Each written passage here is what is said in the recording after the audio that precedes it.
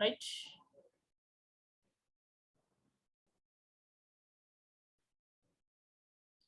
ඔයගොල්ලන්ට එක්ක මම කතා කරා සංවිධාන ව්‍යුහ පිළිබඳ සංවිධාන චර්යාව පිළිබඳ කතා කරා මම අවුරුද්දට කලින්. එතකොට ඒකට පුද්ගලයෙක්ගේ හැසිරීම වලට බලපාන සාධක ගැන කතා කළා. ඊට පස්සේ සංවිධානයක ලක්ෂණ ගැන කතා කරා. සංවිධානයක වැඩ අංශයක් තියෙනවා, සම්බන්ධීකරණයක් තියෙනවා, අර පොදු අරමුණක් තියෙනවා ආයතනයකට. සමුපකාර සම්බන්ධතාවයක් තියෙනවා, වගකීම් සම්බන්ධතාවයක් තියෙනවා කියන එක. ඊට පස්සේ බලය අධිකාරීත්වය සහ වගකීම ගැන මම කතා කරා. මතක ඇති. ඔයගොල්ලෝ නෝටුත් ලියාගත්තා. බලයේ මූලාශ්‍ර ගැන කතා කරා.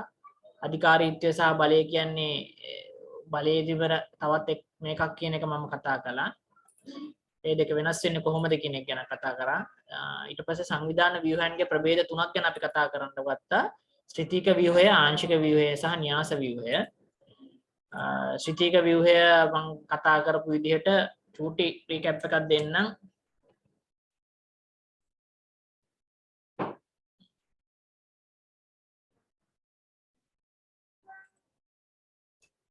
ශ්‍රිතීක ව්‍යුහය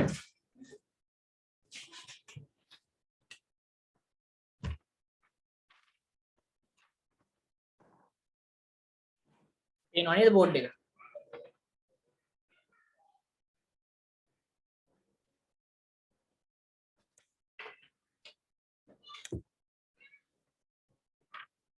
මේක මම ශ්‍රිතීක ව්‍යුහය කියලා කියන්නේ ෆන්ක්ෂනල් ස්ට්‍රක්චර් එක. ඉන්නවා CEO එහෙම නැත්නම් සාමාන්‍ය අධිකාරීතුමා. ඊට පස්සේ GM ඉන්නවා. sorry මේ කළමනාකාරතුමා. CEO GM ළඟට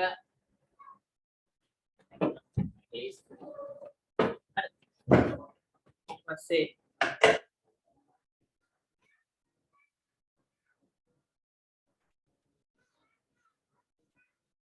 CEO ඊට පස්සේ GM ඉන්නවා සාමාන්‍ය අධිකාරීතුමා.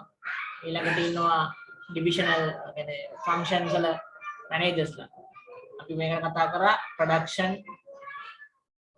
ඉංග්‍රීසියෙන් ලියන්නේ. මම ඒක සිංහල තේරුම කියනක මම නිෂ්පාදන අංශයේ කළමනාකාරතුමා. ඊට පස්සේ අපි ගත්තොත් මාකටිං මැනේජර්, ඊළඟට සේල්ස් මැනේජර් අලවි කළමනාකාරතුමා, ඊළඟට සප්ලයි චේන් මැනේජර් එහෙම නැත්නම් මෙහෙයුම් අංශයේ කළමනාකාරතුමා, ඊළඟට ගත්තොත් HR මැනේජර්. හරිද? අන්න මේ වගේ අංශ වලට බෙදෙනවා මේ ආයතනය අනුව. පේනව නේද? පේනවනේ?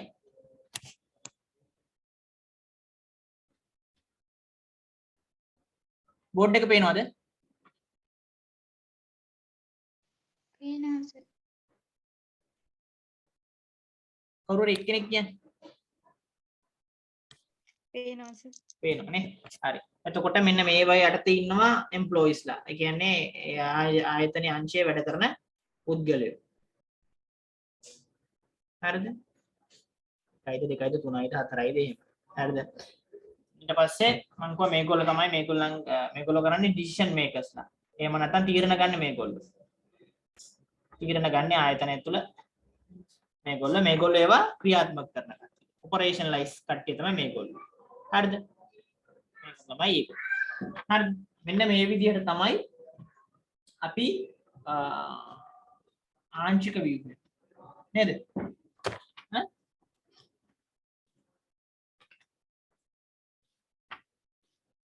ශ්‍රිතීය ව්‍යුහය.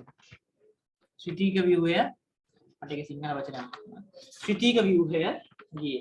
එතකොට මේ වගේ පද්ධතියක් තියෙන ආයතනයක් ගත්තොත් උදාහරණයක් හැටියට එක් මැනුෆැක්චරින් ගත්තොත් එහෙම නැත්නම් නිෂ්පාදන අංශ වලින් ගත්තොත් එක් භාණ්ඩයක් හෝ සේවාවක් ලබා දෙන ආයතනයක් අපි ගත්තොත් මේ වගේ ක්‍රමවේදයක් තමයි තියෙන්නේ. දැන් රෝහල් පද්ධතියක ගත්තත් රෝහල් පද්ධතියක ඊට වඩා දේවල් ටිකක් වෙනස් වෙනවා. යටින් ලෙවල් නමුත් යන්නේ මේ ආකාරයෙන්. එතකොට ඕගොල්ලන්ගේ ආයතනවලත් මේ හා සමානව යන අංශ ඇති. සමුපකාර ඔයගොල්ලන්ගේ සමුපකාර සමිතිවල සමුපකාර සංවිධානවල මේ ආකාරයෙන් ඇති. එතකොට අපි ගත්තොත් මම කිව්වා ඇඟලුම් ශාස්ත්‍රය. ඇඟලුම් ශාස්ත්‍රයකත් මෙන්න මේ වගේ ආකාරයක තමයි ක්‍රමවේදයක් තමයි ගලාගෙන යන්නේ. එතකොට යම්කිසි ශ්‍රිතයක් අනුව ශ්‍රිතයක් කියලා කියන්නේ යම්කිසි ක්‍රමයකට අනුව. ඒ කියන්නේ උඩ ඉඳන් පහළටත් පහළ ඉඳන් උඩටත් පිරමීඩාකාරව පිරමීඩානුකූලව ගමන් කරන ක්‍රමවේදයක් තමයි මේ ශ්‍රිතීක ව්‍යුහය. එහෙම නැත්නම් ෆන්ක්ෂනල් ස්ට්‍රක්චර් එක කියලා කියන්නේ.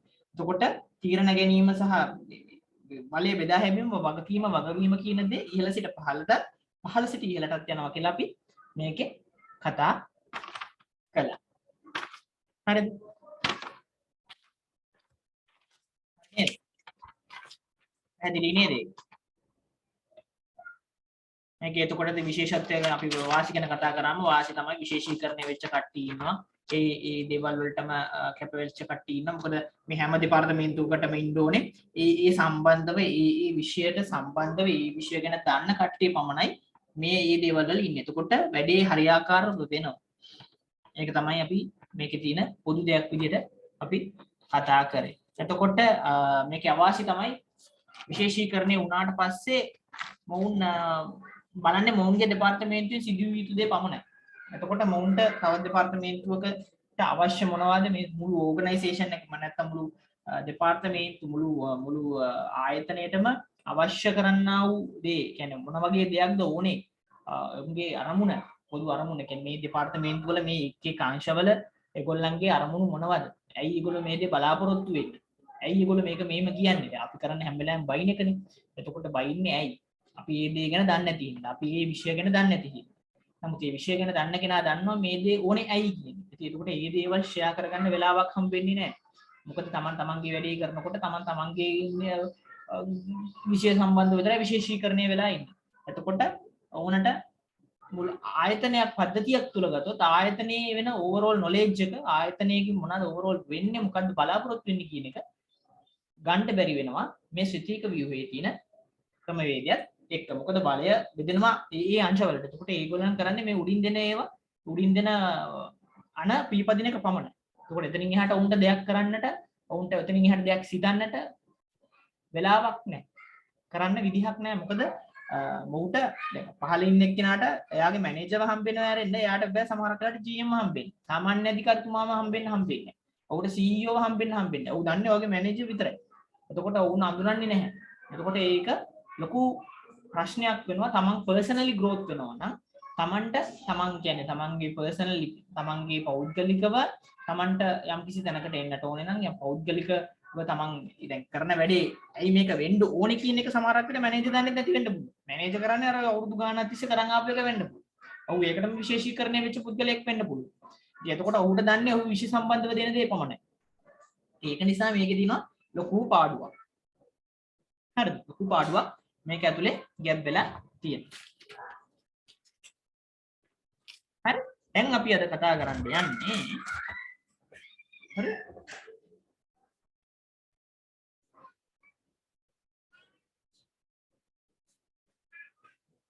හරි. දැන් ඒක උඩ පහට. සිද්ධිය වෙනවා.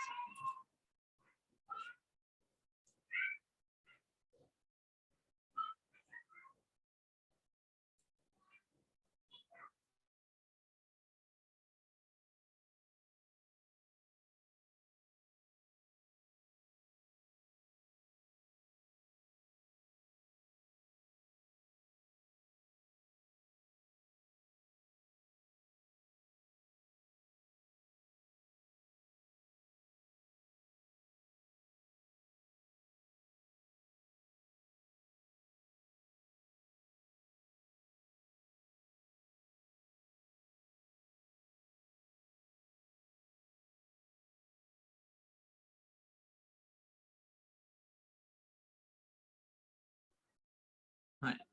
ඔහොම ඉන්න පොඩ්ඩක්.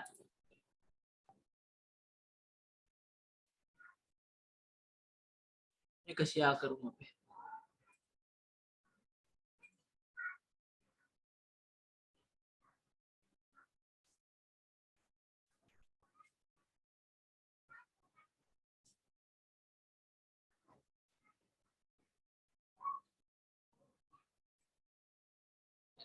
දැන් අපි අද කතා කරන්න යන්නේ දෙවනි ව්‍යුහය ආංශික ව්‍යුහය.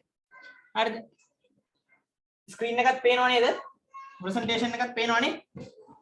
ඔව් සර්. හරි. හරි. එතකොට ආංශික ව්‍යුහය කියලා කියන්නේ යම් තමන් කරන රාජකාරීන් එහෙම නැත්නම් අපි ගන්නවා මේ ලංකාව තුල හරි මේ ලෝකයේ තුලම තියෙනවා එක එක බිස්නස් වර්ග. මොනවාද බිස්නස් වර්ග අපි ගත්තොත් පළවෙනි එක තමයි නිෂ්පාදිත පැත්ත. නිෂ්පාදන අර අපි කතා කරන්නේ යම් පුද්ගලයන්ගේ අවශ්‍යතාවයන් සහ ඕනෑපාකම් ඉෂ්ට කරන්නට භාණ්ඩ හා සේවා කියන දෙයන්ෂෙම අවශ්‍ය වෙනවා. එතකොට මේ බිස්නස් එහෙම නැත්නම් මේ ආයතන මේ ඕගනයිසේෂන් මේ සංවිධානය හැදිලා තියෙන්නේ ඒ හා සමානුකූලව. තේරෙනවද? එතකොට ඒ හා සමානුකූලව හැදෙනකොට මේවා අපි ගත්තොත් ඉන්ඩස්ට්‍රීස් අනුව වෙනස් වෙනවා. භාණ්ඩ නිෂ්පාදනය කරන ඉන්ඩස්ට්‍රීස් වෙනම අංශයකටත් සේවාවන් ලබා දෙන අංශ තවත් අංශයකටත් වෙනවා. උදාහරණයක් ඇරෙන්න සේවාවන් ඉදිරිය ගන්න පුළුවන් බැංකු සේවාව. ඔයගොල්ලෝ කරන බැංකු සේවාව. ඊළඟට අපි ගත්තොත් ලීසින් පහසුකම් දෙන සේවාවන් තියෙන වෙනම ආයතන තියෙන පෞද්ගලික අංශ අපි ගත්තොත් උදාහරණයක් ඇටියෙද LONC ආයතන ලංකා ඔරෙක්ස් ලීසින් කම්පැනි එක කමර්ෂල් ක්‍රෙඩිට් කියලා කියේ. ඊට පස්සේ එතනින් ගියාම තමයි ඉන්ෂුරන්ස් කම්පැනිස් තියෙනවා. මර්කන්ටයිල් නෙවෙයි. එතකොට ඔයගොල්ලන්ගේ කෝපරේටිව් ඉන්ෂුරන්ස් කියලා වෙනම එකක් යනවා. ඊළඟට LONC එකේ වෙනම යනවා. ජනශක්ති කියලා වෙනම තියෙනවා. AIA කියලා වෙනම තියෙනවා. යූනියන් ඇෂුරන්ස් කියලා වෙනම තියෙනවා. මෙන්න මේවා. එතකොට මේ ඔක්කොම සේවාවන් ගන්නේ තියෙන්නේ. බැංකු ගත්තොත් ලංකා බැංකුව, මහජන බැංකුව, ඔයගොල්ලන්ගේ සමුපකාර බැංකුව, සමුපකාර ග්‍රාමීය බැංකුව, ඊළඟට එතනින් ගියාම පෞද්ගලික අංශයේ කොමර්ෂල් බැංකුව සහ NDB නැෂනල් ජාතික ඉතිරි කිරීමේ බැංකුව NSB කියලා ගන්න පුළුවන්. ජාතික සංවර්ධන බැංකුව NDB. එතකොට මේ වගේ ගොඩක් DFCC කියලා බැංකු තියෙනවා. මෙන්න මේ වගේ බැංකු. එතකොට ඒක වෙනමම අංශයක්. ඒක වෙනමම ඉන්ඩස්ට්‍රි එකක් කියලා තමයි අපි ගන්න. හරිද? එතකොට ඒක සේවාවන් සපයන ඉන්ඩස්ට්‍රි එකක්. ඒකට අමතරව තව තියෙනවා ඒක ඇවිල්ලා ඒක බැංකු ශාස්ත්‍රය. අපි කියන්නේ ශාස්ත්‍රයක්. ඉන්ඩස්ට්‍රි එකක් කියලා කිව්වම අපි කියන්නේ ඒක ශාස්ත්‍රයක්. එතකොට මේ ශාස්ත්‍ර අනුව ඒ දේවල් වෙනස් වෙනවා. එතකොට නිෂ්පාදන අංශය ගත්තොත් ඇඟලුම් ශාස්ත්‍රය. අපි ශාස්ත්‍රය කියලා ගන්නෙ. ඒතර ඇඟලුම් ශාස්ත්‍රය ගත්තොත් ඇඟලුම් අංශය තියෙනවා MAS තියෙනවා, බ්‍රැන්ඩික්ස් තියෙනවා, හෙලා ක්ලෝදින් තියෙනවා. එතනින් එහාට ඔය චුටි ගාමන්ට්ස් තියෙනවා. මේ ඔක්කොම එන්නේ ඇඟලුම් ශාස්ත්‍රය. හරිද? ස්ටාර් ගාමන්ට්ස් කියලා කියයි. මේ ඔක්කොම එන්නේ ඇඟලුම් ශාස්ත්‍රය. එතකොට එතනින් එහාම අපි ගත්තොත් සේවා සපයන ආයතන තමයි තව Abans, singer, LG Abans, singer, Samsung, Softlogic මේ වගේ ආයතන. මේවා තව ශාස්ත්‍රය. හරිද? ඒතකොට මේ ශාස්ත්‍රයන් වලට කැඩෙනවා. ඒතකොට මේ ශාස්ත්‍රයන් අනුව ආයතනයේ තියෙන ව්‍යුහය වෙනස් වෙනවා. දැන් අපි අරක ගත්තොත් අපි ඉස්සෙල්ලා කතා කරපු ශ්‍රිතීක ව්‍යුහය ගත්තොත් ඒක එක් ආයතනයක් පමණක් අරගෙන අපි කියනවා මේ ආයතනයේ සිද්ධ වෙන්නේ මේක පමණයි කියන එක අරගෙන අපි ගත්තොත් බැංකුවක් ගන්නකො. බැංකුවකින් කරන්නේ මොන ශාස්ත්‍රය වුණත් ඒ බැංකුවේ සිද්ධ වෙන්නේ හැම බැංකුවකම සිද්ධ වෙන්නේ එකම දේ. සල්ලි ඉතුරු කරනවා, ණයට දෙනවා, ඒ කියන්නේ ලෝන් දෙනවා. ඊට පස්සේ උකස් අංශය කියලා වෙනම තියෙනවා, පොවිං සෙන්ටර්. ඊළඟට ලීසින් දෙනවා නම් ලීසින් වෙනම පහසුකම් තියෙනවා. ඔන්න ඔය වගේ ඔය කුඩා අංශවලට වෙන් කරලා තියෙනවා. හරිද?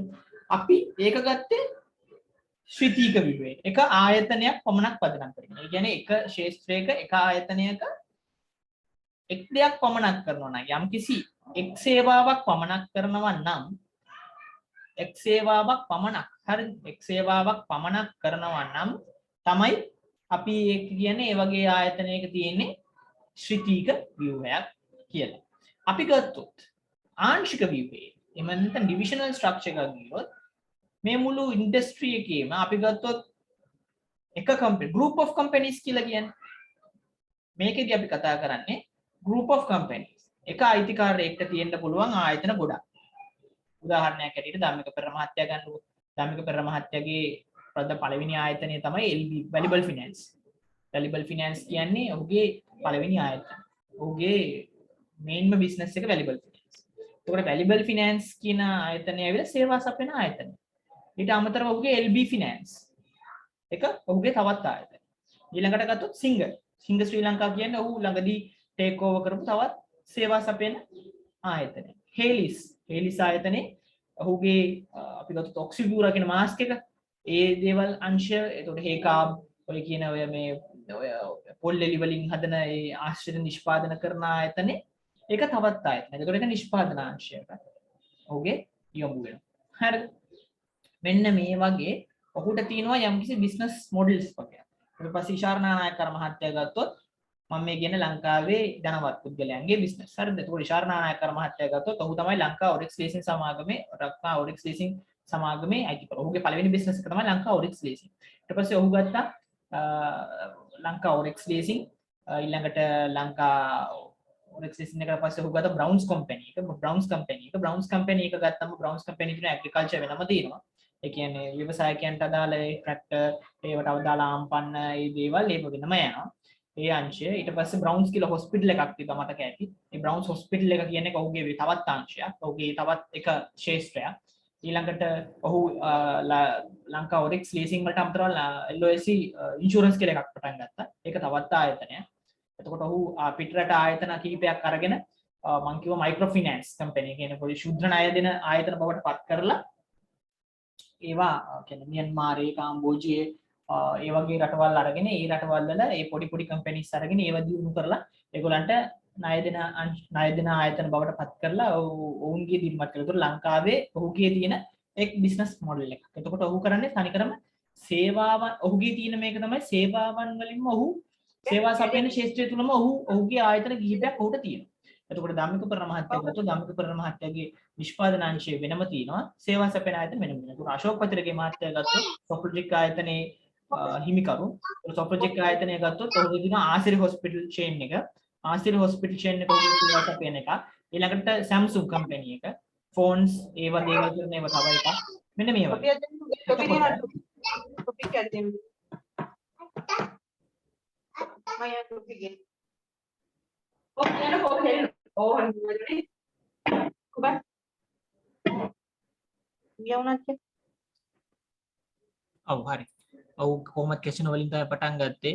මම කැසිනෝ ගැන වැඩි කතා කරේ නැත්තේ ඒක මේව කරන්න ඕනේ නැති හින්දා. පොඩ්ඩක් ඉන්න.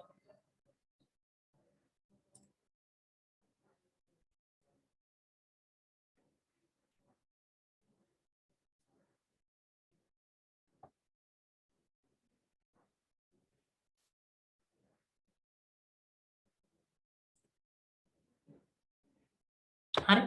එතකොට මම මේ කියන්න උත්සාහ කරන්නේ ආංශික ව්‍යුහය කියන්නේ මොකක්ද කියන එක ගැන.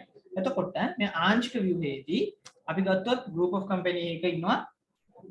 අපි ඉන්නවා ලොක්ක ඉන්නවා. කළමනාකර අධ්‍යක්ෂකවරයා ඉන්නේ. එහෙම නැත්නම් CEO එහෙම නැත්නම් chairman. හරිද? එතකොට හරි. කියන්නේ group CEO. හරිද? එතකොට CEO ඉන්නවා. ඊළඟට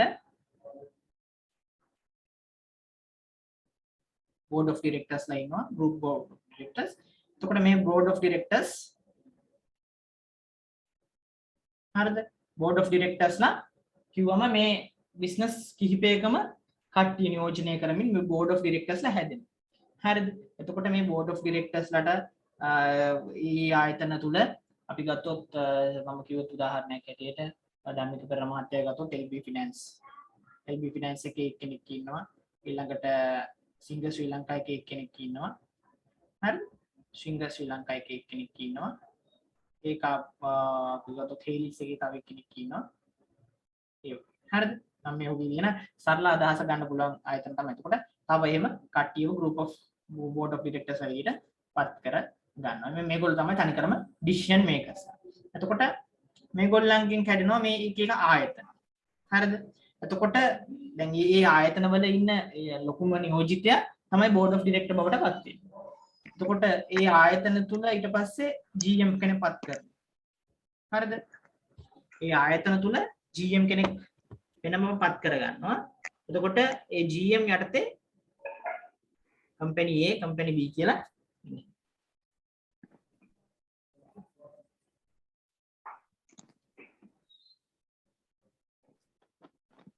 හරිද?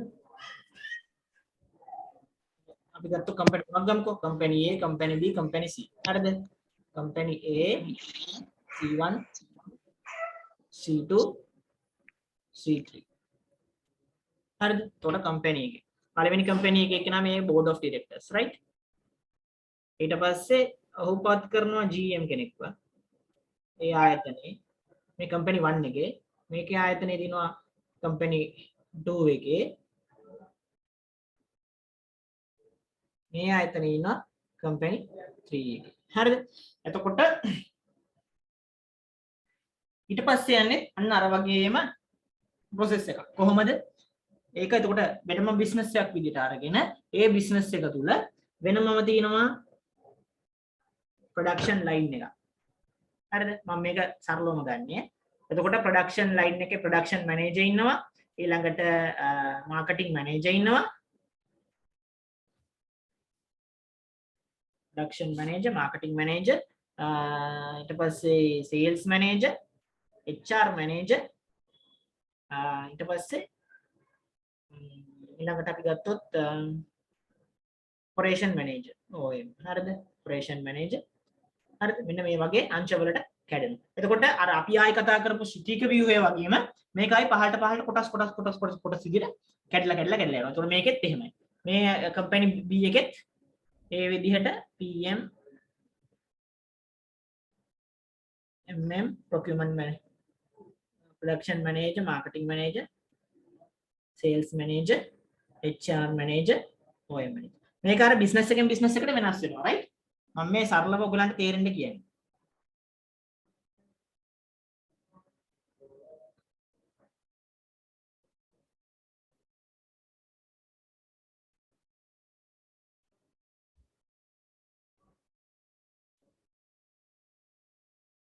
හරිද? එතකොට මෙන්න මේ විදිහට තමයි යන්නේ. මේ විදිහට තමයි ආංශික ව්‍යුහය කැඩෙන්නේ. එතකොට අර මම මේක ඉර නැති හින්දා මේව කරන්නේ. එතකොට මේවලුත් මෙහෙම ඔයගොල්ලන්ගේ දෙපාර්තමේන්තු වල කට්ටිය කැඩෙනවා.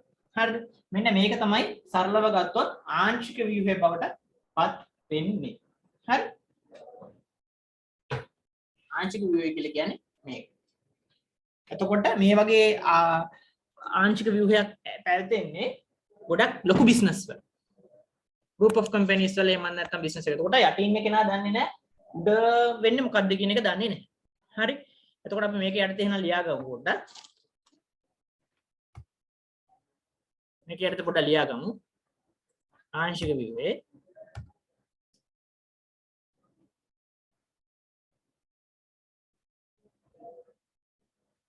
ආංශික ව්‍යුහයේ ලක්ෂණ.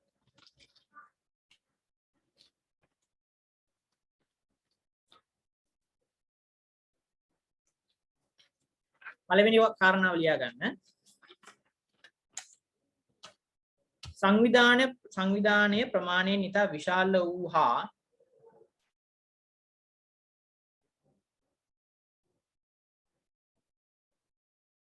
ලියා ගන්නවද කට්ටිය? ඔව් සර්. හරි. පළවෙනි කාරණාව ලියා ගන්න. පළවෙනි ලක්ෂණය සංවිධානයේ ප්‍රමාණයෙන් ඉතා විශාල වූ හා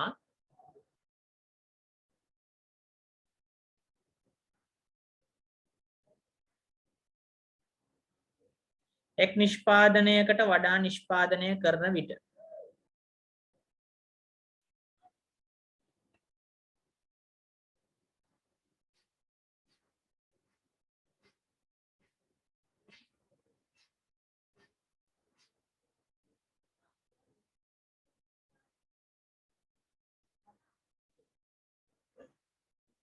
එහි සංකීර්ණත්වයට මුහුණ දීමට හැකිවන පරිදි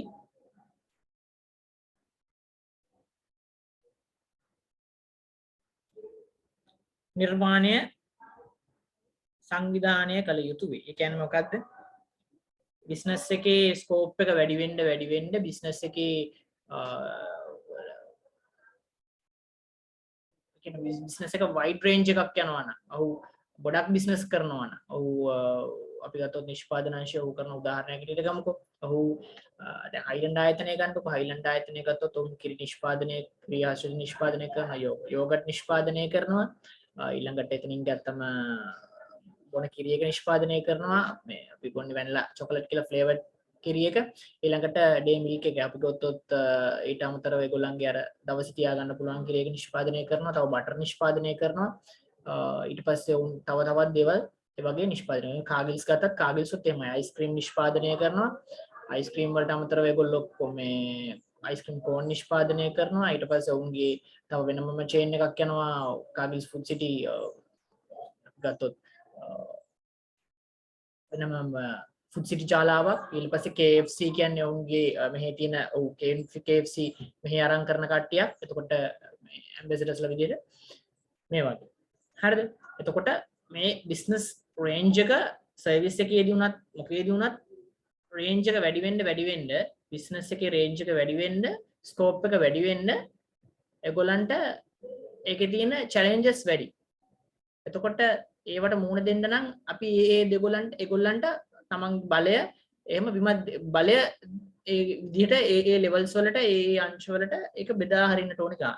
එතකොට තමයි ඒ කරන බිස්නස් එකේ වුණත් ස්කෝප් එක එහෙම නැත්නම් ඒ ආයතනයේ තියෙන අරමුණ ඉලක්කයන් හඹා යන්නට හැකියාවක් ලැබෙන්නේ. ඒක අනුව තමයි මෙන්න මේ කියන process එක එහෙම නැත්නම් මේ කියන ව්‍යුහය හැදිලා තියෙන්නේ.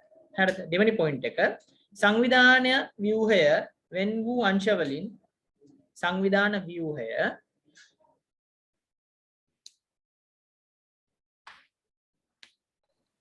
සර් පළවෙනි එකේ අන්තිම ටික ලියා ගන්න බැහැ. හරි. එක් නිෂ්පාදිතයකට වඩා නිෂ්පාදනය කරන විට එහි සංකීර්ණත්වයට මුහුණ දීමට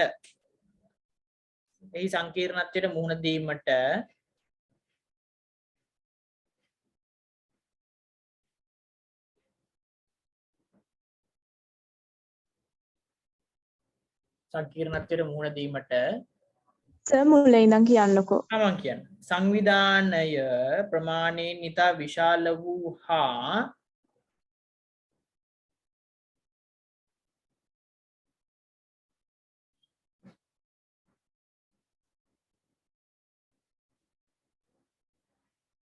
එක් නිෂ්පාදිතයකට වඩා සර් තිරේ තියෙන්නේ ඒක නේද? ඔව් ඒක ලියා ගන්නකො. ඒක පළවෙනි පොයින්ට් එක.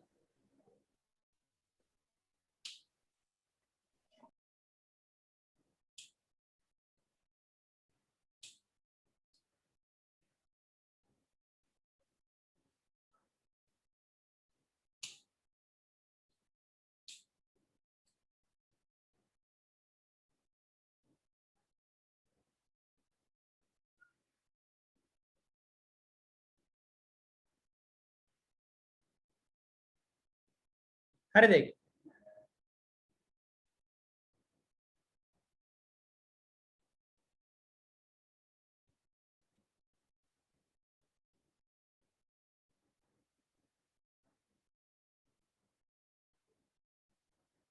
හරිද?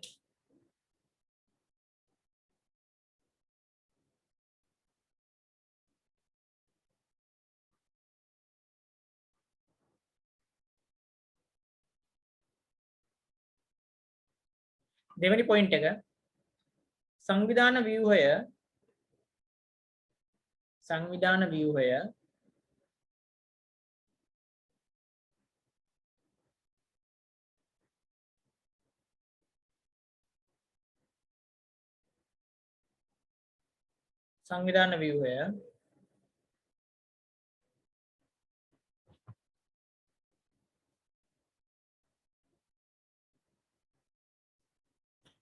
ව්‍යුහය වෙන් වූ අංශ වලින් සමන්විත වන අතර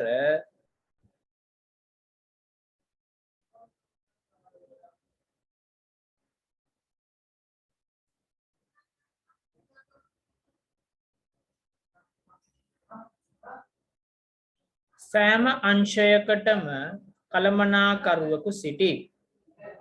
අර මං කිව්වා වගේ ආයතන බෙදෙනවා බෙදිලා GM කියන සාමාන්‍ය අධිකාරීතුමාගේ පහලට production manager marketing manager sales manager HR manager operation manager කියලා ඒ ආයතනයේ view එක අනුව ඒ ආයතනයේ සේවාව අනුව ඒ ආයතනය තුල තියෙන දෙපාර්තමේන්තු බෙදෙනවා.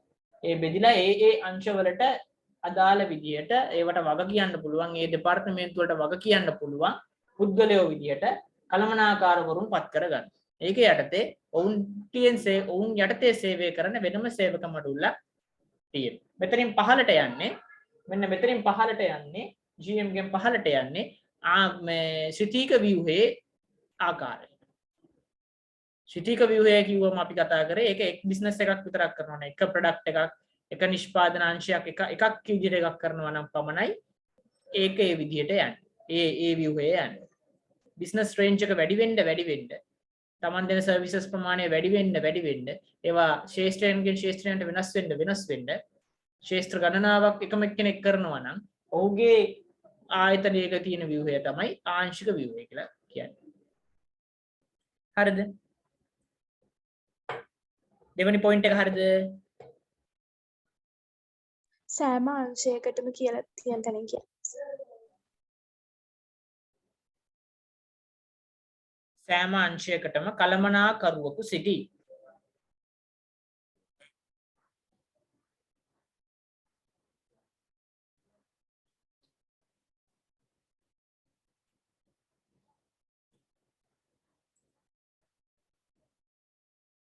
තියෙනවද? හරි. PDF එකේ තියෙනවනේ මම හිතුවේ නැහැ කියලා. PDF එකේ තුනම තියෙනවද? එහෙනම් ඕනේ නැහැ. එහෙනම් ප්‍රශ්නයක් නැහැ මම හිතුවේ තියලා නැහැ කියලා. තුන්වෙනි එක තියෙන්නේ සෑම අංශයක් තුළම නිෂ්පාදන අලෙවි කළමනාකරණයේ මූල්‍ය ආදී සිතියන්කින් ක්‍රියාත්මක වේ. සමා වෙන්න ඕනේ. අන්න එහෙම පොඩ්ඩක් කියන්න මට මතක නැහැ. ඔයගලන්ට UP එකේ තියෙනවද කියලා. මොකද මම ඒක ඊපස්සේ ඩෙවලොප් කරානේ. ඒක ඩෙවලොප් කරපු හින්දා මට මතක නැහැ මේ ඔයගලන්ට ඒක ඉවලා තියෙනවද කියලා. හරි. ඔක්කොම තියෙනවා. රයිට්. හරි. එතකොට ඒක පැහැදිලි වෙන්න ඇති. ඒක තමයි ලක්ෂණ. හරිද? එතකොට මේක හැම එකක්ම මම කිව්වා වගේ නිෂ්පාදන අලෙවි මූල්‍ය ආදී හැම දෙයක්ම හැම ශේෂ්ත්‍රයක් විදිහටම ශේෂ්ත්‍රයන් වලට කැඩලා දෙපාර්තමේන්තු විදිහට කැඩිලා තියෙනවා. හරිද?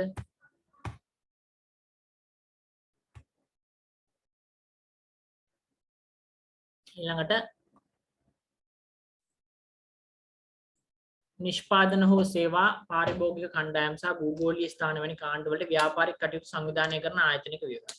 ඒ කියන්නේ අර මම කිව්වා වගේ බිස්නස් රේන්ජ් එක වැඩි වෙන්න ඒක භාණ්ඩ හා සේවා සපයන අංශවලින් අපි සමන්විත වෙන්නේ අංශ දෙකකට කැඩලානේ.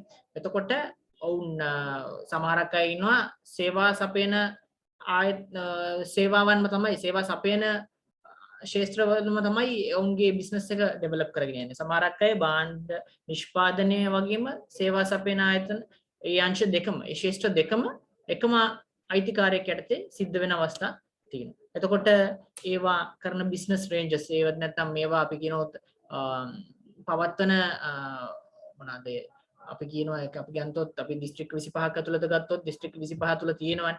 එතකොට පළාතින් පළාතට සමහරක් කට්ටියගේ හිතන පතන විදි වෙනස් වෙනවා. එතකොට ඒ අදාළ විදිහට අපි මේ බිස්නස් එක කරන්න ඕනේ. මේ මොඩල් එක කරන්න ඕනේ. එතකොට ඒක අපි මේ විදිහට හැඩ ගැහෙන්න ඕනේ. උදාහරණයක් හොඳ උදාහරණයක් ගත්තොත් McDonald KFC ගන්නකො. එතකොට ඒවා මේවා උනාට ෆ්‍රැන්චයිසස් නේ ලංකාවේ තියෙන්නේ. එතකොට ඒවා ලංකාවේ අරගෙන කරනකොට ෆ්‍රැන්චයිස් බිස්නස්. ඒවා ලංකාවේ අරගෙන කරනකොට ලංකාවේ විදිහට තමයි ඒවා හැදෙන්නේ. එතකොට ඒකත් තියෙන ලොකේෂන්ස් ඒගොල්ලෝ දැන් මේ පළාත්වල ඉන්න මිනිස්සු කන්න කැමති කෑම කුණ වගේද කියන එක ගත්තොත් ඒ විදිහට කියන. කොහොම තියෙන එකම කෑම එක තමයි. නමුත් අර ටේස්ට් එක ගත්තොත් වෙනස්. එතකොට ඒගොල්ලෝ බලාපොරොත්තු වෙන ටේස්ට් එක වෙනස්. එතකොට ඔන්න ඔය බිස්නස් එක ගත්තොත් KFC McDonald ලංකාවේ තියෙන විදියක් වෙනස්, චයිනා වල තියෙන විදිය වෙනස්, ඊට පස්සේ USA වල තියෙන විදිය තව විදියක්. මෙන්න මේ වගේ. එතකොට මම මේ සරල උදාහරණයක් ගත්තා. එතකොට මේකේ මේ සේවාව සපයන සහ ඒගොල්ලන්ගේ කස්ටමර් සර්විස් එක කස්ටමර් කෙයා එක ඒ ඉන්න ප්‍රදේශය කියන්නේ මේ බිස්නස් එක පැතිරලා තියෙන ප්‍රදේශය අනුව වෙනස්. ඒක තමයි තවත් එක් ලක්ෂණයක් බවට පත් වෙන්නේ. එතකොට අනිත් කාරණාව තමයි විශාල ව්‍යාපාර කොට්ටාශ ව්‍යුහයන් මත රඳා පවතින අතර තනි ඒකක නිර්මාණය කරා. අර මම කිව්වා වගේ විශාල කියන්නේ විශේෂයන් ගණනාවක ඒවා එක තැනකින් යන group of company එකක් විදිහට කරගෙන යනකොට මේක අපි මේක හැම එකම වෙන දේවල් එක්තැනකට ගොනු වෙන්න එපේ. එතකොට එක්තැනකට ගොනු වෙන්න නම් මෙන්න මේ කියන පහළ සිට ඉහළට ගලා යෑම එතන සිද්ධ වෙනවා. පහළ වෙන දේවල් එහෙම ටික ටික GM සාමාන්‍ය අධිකාරීතුමාගේ board of director වෙන ඒ ආයතනයට අදාළ විත්තිනිපත් කරගන්න පුද්ගලයා විසින් අදාළ ලොක්කට එහෙම නැත්නම් කියන්නේ ඒ සමූහයේම IT කාර්යතුමන්ට මේ report කරනවා. මෙන්න මේකයි වෙන්නේ කියන්නේ. අර මං කිව්වා වගේ මව් සංවිධානය සහ අනුබද්ධිත ආයතන අතර කාර්යයන් බෙදා හරිනු ලැබේ. KFC ගත්තොත් McDonald ගත්තොත් එතකොට ඔවුන්ගේ මේ මව් ශාඛාව තියෙන අතර වාරේ ඔවුන්ගේ තියෙන සේවාවන් මේ හැම රටකම විහිදුවනවා. හැම රටකම ඒ ඔවුන්ගේ ෆ්‍රැන්චයිසස් විහිදුවනවා.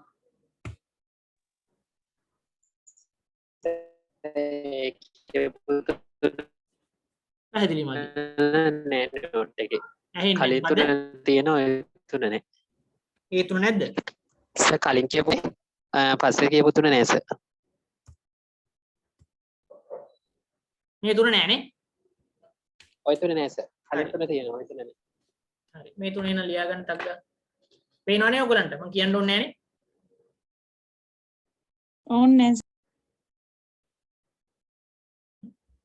ෆොටෝ එකක් ගහගත්තත් කමක් නෑ මේක. මම මේ ඔක්කොම අන්තිමට ඔයගලන්ට මේවා කරන්න. ඒකට ඔයගලන්ට මේකට ඔක්කොම go through කරන්න විතරයි තියෙන්නේ.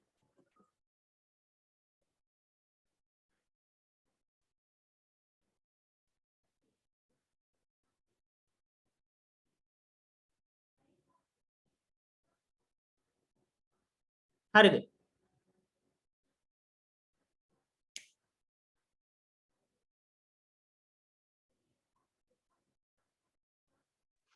සර් ඔය තියෙන PDF එක ගන්න බැරි වෙයිද?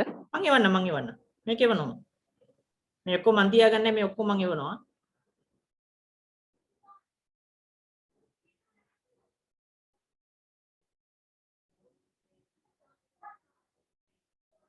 හරිද මං ඉස්සරහට යන්නද? සර්. යනවා එහෙනම්.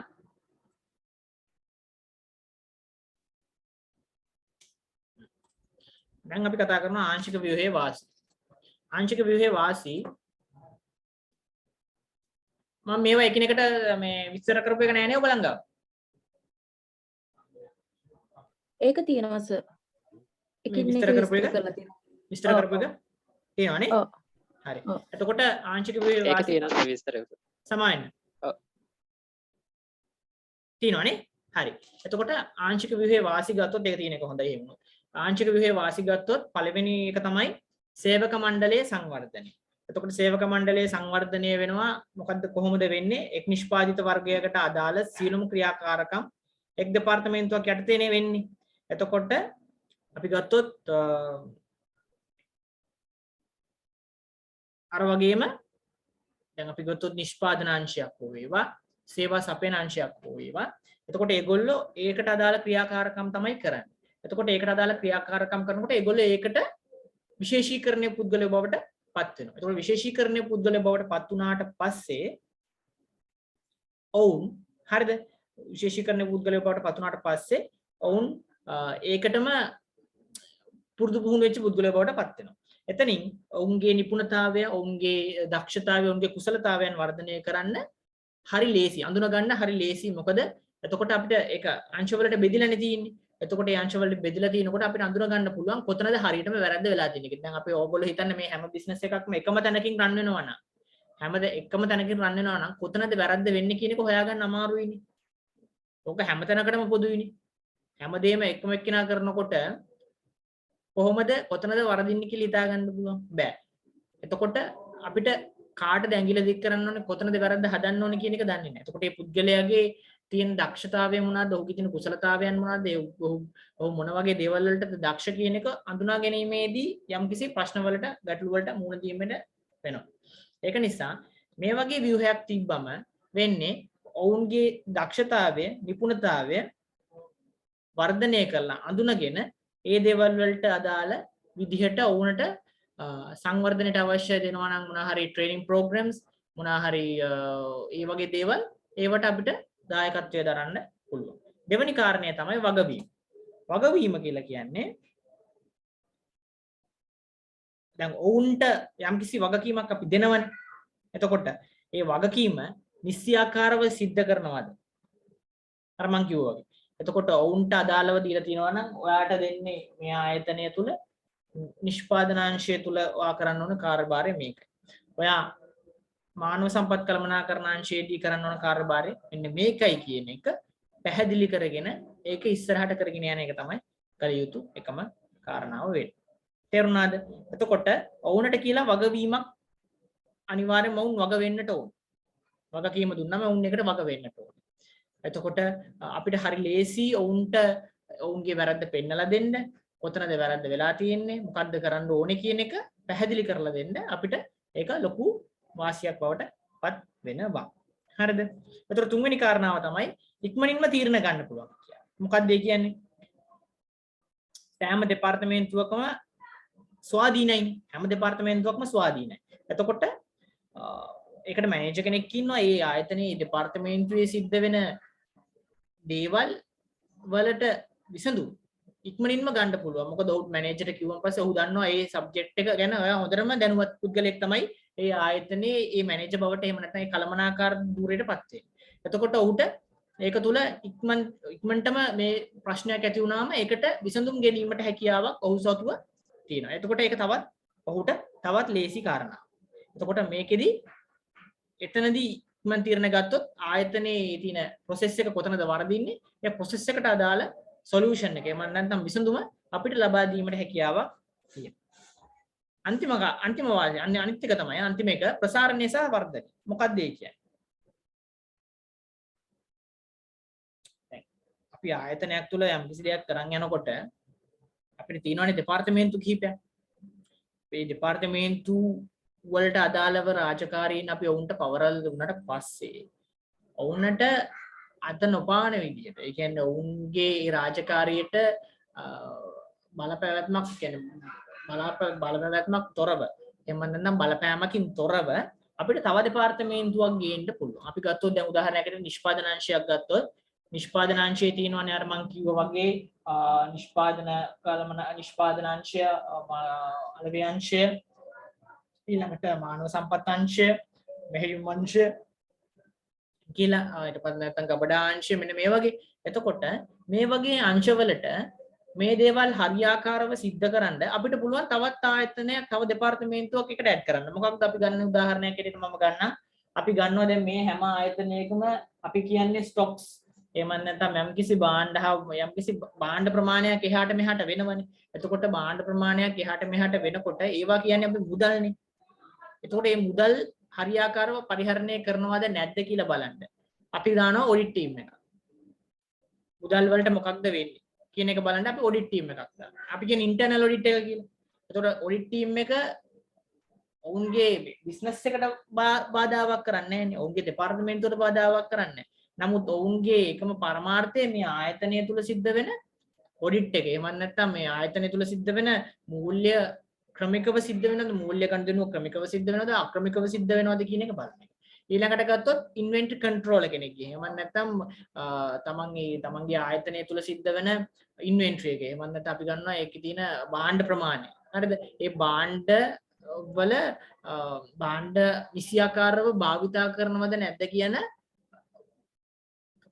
නැද්ද කියලා බලන්න පුද්ගලයෙක් දෙපාර්තමේන්තුවක් ඔස්සේ දෙපාර්තමේන්තුවක් නිර්මාණය කරලා ඔවුන් එකටපත් කරනවා. ඇයි එකටපත් කරන්නේ? තමන් ඒ ආයතන තුල තියෙන මේ වැරදි හොයන්න නෙවෙයි. ඒ ආයතනය තුල සිද්ධ වෙන ඒ මූල්‍ය පරිහරණයට හරියාකාරව මූල්‍ය පරිහරණයක් සිද්ධ වෙනවද නැද්ද කියන එකට අපි කියනවා තව දෙපාර්තමේන්තුවක් ඉන්වෙන්ටරි කන්ට්‍රෝලින් ඩිපාර්ට්මන්ට් කියලා. එතකොට ඒක හරහා වෙන්නේ ආයතනය තුල හැම දෙපාර්තමේන්තුවක්ම සිද්ධ වෙන ඉන්වෙන්ටරි එක. ඒක මුදල් වෙන්න පුළුවන්. ඒක භාණ්ඩ වෙන්න පුළුවන්. සේවාවන් අනුව වෙනස් වෙනවා. එතකොට මේ සේවාවන් අනුව ඒ දේවල් වලට හරියාකාරව දේවල් සිද්ධ වෙනවද කියලා බලන්න. එහෙම නැත්නම් අපි ගත්තොත් උදාහරණයක් ඇටියට ඒ දෙපාර්තමේන්තුව තුල තියෙනවා නම් එක්ස්පයර් වෙන අයිටම් එකක්. අපි ගත්තොත් නිෂ්පාදනාංශයක් කියලා ගන්නකො. එතකොට වේස්ටේජ් එක වැඩි නම් එතකොට ඒ ආයතනය තුල ඒ දෙපාර්තමේන්තුව ඒ ආයතනයේ තියෙන දෙපාර්තමේන්තුවක භාවිතා කරන දේවල් move වෙන්නේ නැත්තම් අපිට පුළුවන් නම් ඒක තව තැනක move කරන්න. තව දෙපාර්තමේන්තුවකට දාලා move කරන්න. හරිද? මේක ගොඩක් මෙන්න සේවාවන් අංශයට.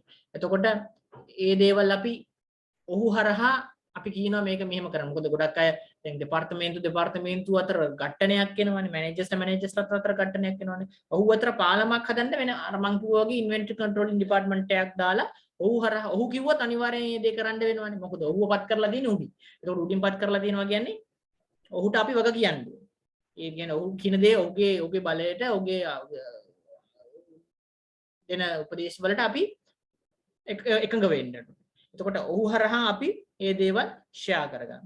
එතකොට අපේ තියෙන දේවල් අපි ඔහු හරහා තව කෙනෙක් තව දෙපාර්තමේන්තුවකට දෙනවා. එතකොට මේ දෙපාර්තමේන්තුවේ යන්නේ නැති දෙයක් තියෙනවා නම් අපේ දෙපාර්තමේන්තුවට දීලා මේ තියෙන වේස්ටේජ් එක මේ තියෙන කොස්ට් එක ලේබරස්ලා තමයි. ඒ කියන්නේ අපේ අංශයේ ඉන්න ලේබරස්ලා ඉන්නවා නම් අපිට පුළුවන් නම් ඒගොල්ලන්ට දෙනවා. ඒතර ඒගොල්ලන්ගේ ඉන්නවා නම් අපිට දෙනවා. අර ඒ වගේ ෂෙයා කරගෙන අපිට ඒ කරන්න පුළුවන් වෙන්නේ කාර්යක්ෂමව සහ ඵලදායීව කරන්න අපිට මේ ක්‍රමවේදය තුලින් මේ ආංශික ව්‍යුහය තිබීම තුලින් ලොකු වාසියක් අපිට අත් වෙනවා. හරිද? එතකොට මොනවාද අවාසි? අවාසි තමයි පළවෙනි එක සම්පත් බෙදී යාම පිළිබඳ දෙපාර්තමේන්තුව අතර ගැටුම් ඇති වෙන්න පුළුවන්. මොකද්ද මේ වෙන්නේ? සම්පත් බෙදී යාම පිළිබඳ දෙපාර්තමේන්තුව අතර ගැටීම මොකද්ද වෙන්නේ? එතකොට දැන් මේ වගේ අවස්ථාවකදී ආයතනයේ දෙපාර්තමේන්තු ගණනාවක් තියෙනවනේ. එතකොට මේ දෙපාර්තමේන්තු ගණනාවක් තියෙනකොට සම්පත් ප්‍රමාණය ලිමිට් වෙනවා. ඒ කියන්නේ සම්පත් ප්‍රමාණය සීමිත වෙනවා. මේ සම්පත් ප්‍රමාණය සීමිත වෙනකොට අපිට මේ දේවල් මුදල් එක්ක පරිහරණය ගනුදෙනු කරනකොට මේ දේවල් බෙදා හදාගෙන කියන්නේ දෙපාර්තමේන්තු අතර යනකොට මේ දේවල් සම්බන්ධීකරණය කිරීමේදී යම් උස් පහත් වීම සිද්ධ වෙන්නට පුළුවන්. එතකොට යම්කිසි ආයතනයක් තුල යම්කිසි දෙපාර්තමේන්තුවකට යම්කිසි සැක්‍රිෆයිස් එකක් එහෙම නැත්නම් පොඩි කැපකිරීමක් කරන්නට වෙනවා තීන සම්පත් බෙදා හදා ගන්න. නමුත් ඕක ගොඩක් ආයතන වෙන්නේ නැහැනේ. ගොඩක් ආයතන වල ඕක සිද්ධ වෙන්නේ. එතකොට අපි කියනවා මේගොල්ලන්ට ෆේවරේෂන් කරනවා අපිට දෙන්නේ නැහැ. හරි. මේ ආයතනයේ මේක විතරද මේගොල්ලෝ විතරද වැඩ කරන්නේ. අපි වැඩ කරන්නේ නැද්ද? එතකොට අපේ ආයතනයේ අපේ දෙපාර්තමේන්තුව මොකද්ද? එහෙම ගැටුම් ඇති වෙන්න පුළුවන්. එතකොට මේ දේවල් සිද්ධ වෙන්නේ ඔය තියෙන ලිමිටඩ් රිසෝසස් එහෙමත් නැත්නම් සම්පත් සීමිත වීම නිසා මොකද ආයතනය විශාල වෙන්න තියෙන ආයතන තුල බෙදී යන يعني ශේෂ්ත්‍රයන් තුල බෙදීම විශාල වීම තුල ආයතන තුල තියෙන සම්පත් බෙදීම අඩු වෙන්න පුළුවන්. මොකද තියෙන ලිමිට් මනි ප්‍රමාණයක්නේ. සල්ලි ප්‍රමාණය අඩු වෙන්නේ. එතකොට ඔවුන් මේක ජෙනරේට් කරන්න ඕන. කෑෂ් ෆ්ලෝ එක කෑෂ් එක ජෙනරේට් කරොත් තමයි ඔවුන් ප්‍රොෆිට් එකක් ලබන්නේ. එහෙම නැත්නම් ලාභයක් ලබන්නේ. එතකොට ඒ ලාභය ලබන්න ඕනේ ඔවුන්ට අදාළ සම්පත් ප්‍රමාණය මිලදී ගන්න. එතකොට මේ සම්පත් ප්‍රමාණය මිලදී ගන්න නම් වැඩ කරන්න. වැඩ නොකර සම්පත් අපිට ඉල්ලලා හරියන්නේ අපිට අර කෝනේ මේක නැත්නම් අපි වැඩ කරන්නේ. ඒක නේද ගොඩක් ආයතන සිද්ධ වෙන්නේ. එතකොට මේ වගේ ලොකු කම්පැනිස් වල මේ වගේ ලොකු ගෲප් ඔෆ් කම්පැනිස් වල මේ ප්‍රශ්න ඇතිවීමේ සම්භාවිතාවය සෑහෙන තියෙනවා. ඔක අත්දකලා තියෙනවා. මේ වගේ ප්‍රශ්න. ඔයගොල්ලන්ගේ ආයතන තුලත් මේ වගේ කියන ප්‍රශ්න හරිද? ව්‍යුහය නෙවෙයි ව්‍යුහය තුලත් තියෙන ප්‍රශ්න තියෙනවා. ව්‍යුහය තුල හරියාකාරව දේවල් සිද්ධ වෙනකොට දේවල් එන්න පුළුවන්. ඒක නිසා සම්පත් බෙදී යාම පිළිබඳ දෙපාර්තමේන්තුව අතර ගැටුම් ඇති වෙන්න පුළුවන්. දෙවෙනි කාරණාව සෑම දෙපාර්තමේන්තුවක්ම ස්වාධීන ඒකකයක් ලෙස කටයුතු කිරීමට අවශ්‍ය සීල සම්පත් භාවිතයේ අවශ්‍යතාවයක් තියෙනවා. මෙහිදී නිෂ්පාදන අතර ක්‍රියාකාරකම් ද්විකරණ නිසා පිරිවැය ඉහළ යා හැකියි. මොකද්ද මේ කියලා කියන්නේ? එතකොට මේ හැම දෙපාර්තමේන්තුවක්ම ඉන්ඩිවිජුවලයිස්ඩ්. එහෙම නැත්නම් ස්වාධීන ඩිපාර්ට්මන්ට් එකක් විදිහට යන්නේ. එතකොට මේ දෙපාර්තමේන්තුවට ඕනේ නම් ඒ දෙපාර්තමේන්තුවට අපි දෙන්න ඕනේ ඒ හැමදේම කරන්න. කම්පියුටරයක් ඕන නම් කම්පියුටරයක් දෙන්න ඕනේ. A4 බන්ඩල් එකක් ඕන නම් A4 බන්ඩල් දෙන්න ඕනේ. පෑන් දෙන්න ඕන නම් පෑන් දෙන්න ඕනේ. පැන්සල් දෙන්න ඕන නම් පැන්සල් දෙන්න ඕනේ. මිනිස්සු ඕනේ නම් ඒ වැඩ කරන්න මිනිස්සු අපි දෙන්න ඕනේ. එතකොට අපි ඒක දුන්නොත් නේ අපිට දෙයක් ගන්න පුළුවන්. හරිද? එතකොට මේකේ මේ දෙපාර්තමේන්තුව තුළ මේ ආයතනය තුළ මේ දේවල් ඩබල් කරන්න ගියොත් හරිද? මේ දේවල් අපි වැඩි මෙම කරන්න ගියොත් අපිට මම අර කිව්වා වගේ ප්‍රොෆිට් ජෙනරේෂන් එක අඩු වෙන්න ගත්තොත් අපිට තියෙන පිරිවැය එහෙම නැත්නම් අපි කරන කොස්ට් එක අපි වියදම් කරන අපේ spend expenditures වැඩි වෙන්න පුළුවන්. එතකොට expenditure වැඩි වුණාම අපිට තියෙන profit එක අඩු වෙනවා. තේරෙනවද? එතකොට මේක ස්වාධීන ඒකක දෙපාර්තමේන්තු ගොඩක් හැදෙන්න අර මං කිව්වා වගේ සම්පත් භාවිතය වැඩි. සම්පත් භාවිතයට අදාළ මුදල් ටික දෙනකොට පිරිවැය ඉහළ යනවා. අනිත් කාරණාව ඒ තමන්ගේ දෙපාර්තමේන්තු වල ඉන්න අංශ ප්‍රධානීන් ඒගොල්ලන්ගේ නිෂ්පාදන කරා පමණක් අවධානය යොමු කරනවා. එතකොට මං කිව්වා වගේ අර අනිත් දෙපාර්තමේන්තුව පිළිබඳව ඒගොල්ලෝ වැඩි තැකීමක් කරන්නේ නැහැ. ඒතර වැඩි තැකීමක් නොකරනකොට ඔවුන් අතර මත ගැටුම් ඇතිවීමේ සම්භාවිතාවක් තියෙනවා. එතකොට මේ සම්භාවිතාවය නිසා හරි. එතකොට මේ සම්භාවිතාවය නිසා ආයතනය තුල අරමුණ ඉලක්කයන් හඹා යෑමේදී ප්‍රශ්න ගැටලු රාශියකට මුහුණ දීමේ හැකියාවක් තියෙනවා. හරිද? මම කියන එක පැහැදිලිද? හරි. මේ අනුව ආංශික ක්‍රමයේ යෝග්‍ය වෙන්නේ මොන වගේද? එතකොට අර මේ දේවල් බෙදීලා බලයන් බෙදීලා දෙපාර්තමේන්තු වැඩි කරලා එහෙම යනකොට මේ ආංශික ක්‍රමය කියන ව්‍යුහය හරියන්නේ එක් නිෂ්පාදනයකට වඩා පවතින ආයතනවල. අර මං කිව්වා වගේ ශේෂ්ත්‍රයන් වලට. එතකොට ඊළඟ කාරණාව විදේශ නිෂ්පාදන තාක්ෂණයන අලෙවිකරණ ක්‍රමයන් භාවිතා කරන විට. එතකොට අර අපි ගත්තොත් අලුත් ටෙක්නොලොජිස් අලුත් ක්‍රමවේදයන් එතකොට දැන් අපි ගත්තොත් බිස්නස් එකෙන් බිස්නස් එකට බිස්නස් මොඩල් එකෙන් මොඩල් එකට අපි සේල්ස් කරන විදිහ වෙනස්. එතකොට අපි මේ දේවල් කස්ටමර්ට දෙනකොට අපි මේ දේවල් මේ විදිහට කතා කරනවා. පාරිභෝගික සේවාවන් අපි වෙනස් කරන්න. එතකොට මොකද අපි ගත්තොත් පළාතෙන් පළාතට ඉන්න පුද්ගලයන්ගෙන් පුද්ගලයන්ට දේවල් වෙනස් වෙනවා. එතකොට උන්ට අපි කොළඹ ඉන්න පුද්ගලයන්ට කතා කරන විදිහට අපි ගම්බද පළාත් වලට ගිහලා ගම්බද පළාත් වල ඉන්න මිනිස්සුන්ට කතා කරලා හරියන්නේ ගහ ගන්න ඕනේ. ඔවුන් එක්ක අපි ගොඩක් සුවදශීලීව කතා කරනවා. ඒ වගේම තමයි ආර්ථික මට්ටමේ ඉහළ සිට පහළ දක්වා ඉන්න පුද්ගලයන්ට කතා කරන විදි තියෙනවා. එතකොට ඔවුන්ට අලෙවි කරන විදි තියෙනවා.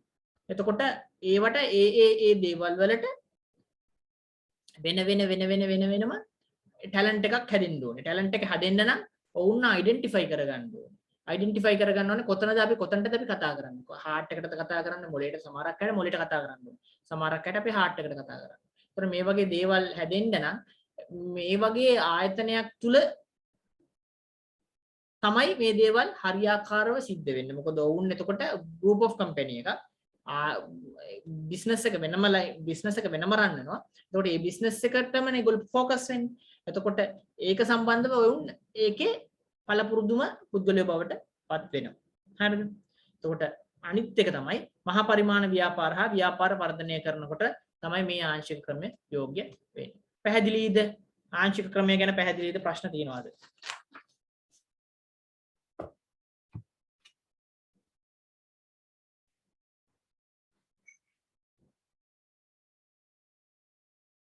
ප්‍රශ්න තියෙනවද? ආංශික ව්‍යුහය කියලා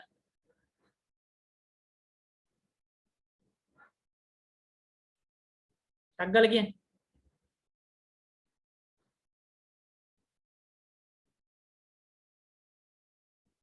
තේරුණා සර්. පොඩ්ඩක් ඉන්න.